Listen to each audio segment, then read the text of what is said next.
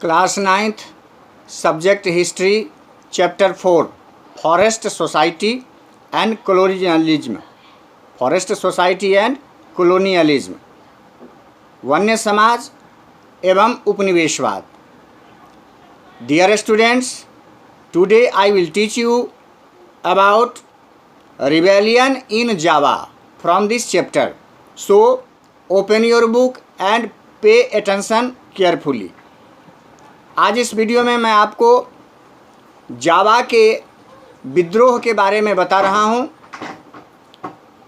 आप पुस्तक खोलिए और ध्यान से सुनिए।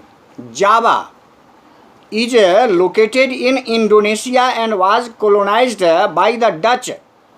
इंडोनेशिया में एक जगह है, एक क्षेत्र है जिसका नाम है जावा, और वहाँ विशेष रूप से यूरोपियन कंट्री के डच लोगों का अधिकार था। They banned shifting cultivation there and enacted forest law in Java which restricted the villagers to enter the forest.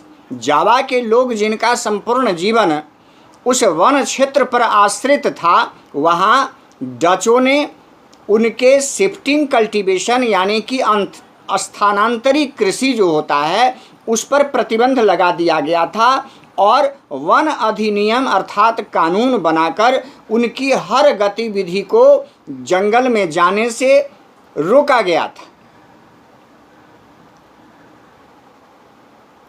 वहाँ आसपास गांव के रहने वाले लोग अब पूरी तरह से अंग्रेज़ों के आश्रित थे और वे अपनी गतिविधि किसी भी प्रकार से जंगलों में नहीं कर सकते थे। They need timber for Java to build ships, क्योंकि डच लोगों को बड़े बड़े जहाज बनाने के लिए उन जंगलों से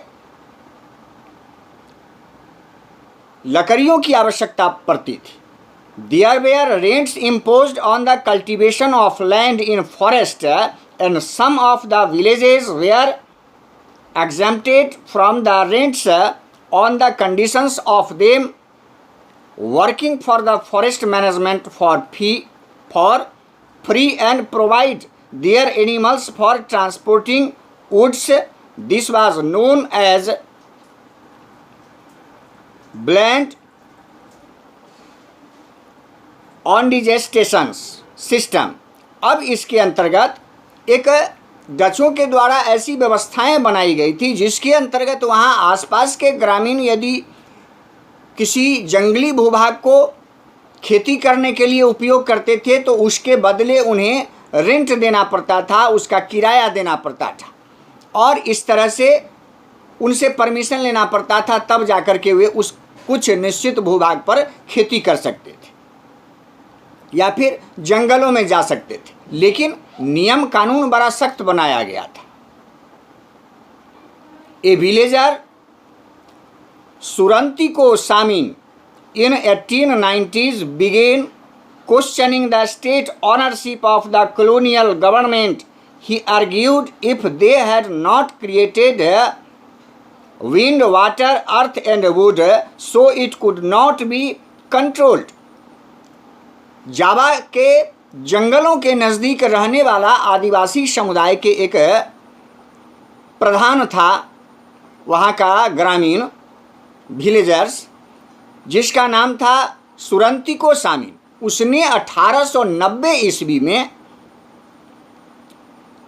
इन डचों के ऑफिसर्स से एक प्रश्न पूछा कि क्या आप यह बता सकते हैं कि जल, जंगल, जमीन, हवा, पानी आदि को आपने बनाया है? यदि आपने इसका निर्माण नहीं किया, बनाया नहीं, तब फिर आप इस पर अपना अधिकार या नियंत्रण कैसे कर सकते हैं? यह प्राकृतिक चीज़ है और इस पर हम लोगों का अधिकार है, इस पर हम लोगों का अधिकार है।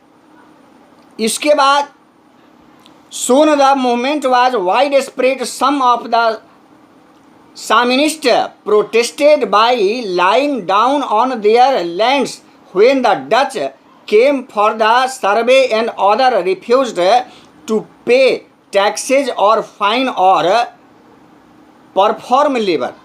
इस प्रकार इन सामीन आदिवासियों के नेतृत्व में एक बड़ा सा आंदोलन खड़ा हो गया अंग्रेज़ों के विरुद्ध और इन डचों के विरुद्ध, और इसमें यह निर्णय लिया गया कि ये लोग किसी भी प्रकार का टैक्स, चाहे वह ज़मीन से हो या अन्य चीज़ का हो, या फिर बिना मजदूरी के कोई गुलामी भी नहीं करेंगे, बिना मजदूरी के जो है सो काम नहीं करेंगे। ये सब सारा निर्णय लेकर के और अंग्रेज़ों के विरोध में एक बहुत बड़ा आंदोलन खड़ा कर दिया।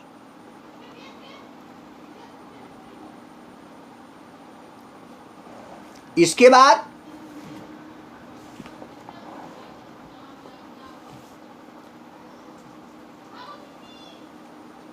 New developments in forestry. This is the last point from this chapter, new developments in forestry. Forestry के क्षेत्र में एक नया विकास क्या हुआ, इस पर थोड़ा सा ध्यान दें। The policy of scientific forestry and keeping forest communities away from forest caused conflicts.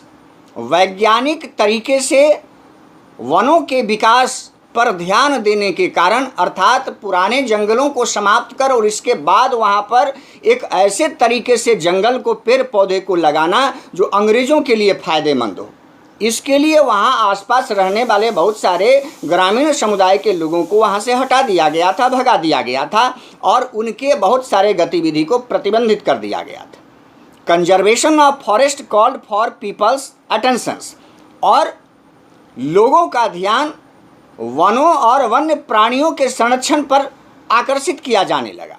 Forest communities were sought to be partner in forest conservation, और इस प्रकार वनों के आसपास रहने वाले लोग विशेष रूप से वन और वन्य जीवों के संरक्षण में अपनी महत्वपूर्ण भूमिका निभाने लगे और वनों को संरक्षित करने के लिए आगे आने लगे। इसके बाद forest in Mizoram and Kerala survived as village people took initiative to protect their forest, और खास करके हमारे देश में मिजोरम, केरला आदि बहुत सारे ऐसे वन्य क्षेत्र थे जहां ग्रामीण लोगों ने विशेष रूप से आसपास के जंगलों को सुरक्षित रखने के लिए भरपूर प्रयास करना प्रारंभ कर दिया, और इसमें एक चिपको आंदोलन जो है सो चला था, जिसमें आसपास की आदिवासी महिलाएं और पुरुष पेड़ों से चिपक कर उसको अननेसेसरी और गैर कानूनी तरीके से कटाई को प्रतिबंधित करने का और विरोध करने का, बचाने का प्रयास किया था।